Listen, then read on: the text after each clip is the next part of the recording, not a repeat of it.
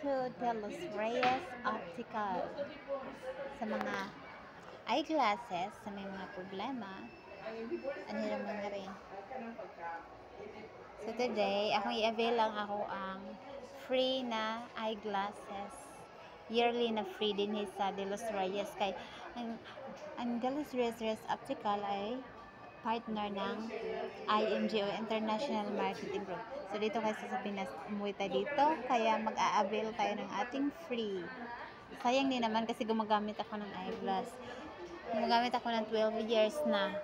Kaya hihintayin ko lang. Nakapag-fill up na ako. Mabilis lang naman.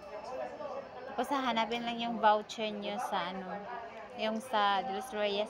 Makikita natin sa ating IMG portal. Yun yung hahanapin nila. Pero magpapacheck up po ako kung ilang days.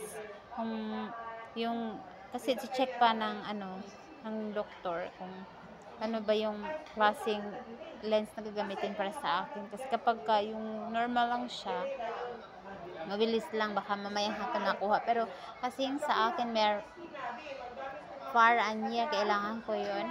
So, baka abutin tayo in ilang days. So, mamaya natin malalaman kung gaano katagal o kung matagal bang makuha yung ipapagawa nating lens. So, libre po. Hindi, ang lens, wala pong bayad. Meron pong bayad. Ang libre po sa IMG is yung frame lang po. So, malalaman natin maya kung magkaano ang ating mabayaran. I will update you later, guys. Para naman sa gustong mag-avail.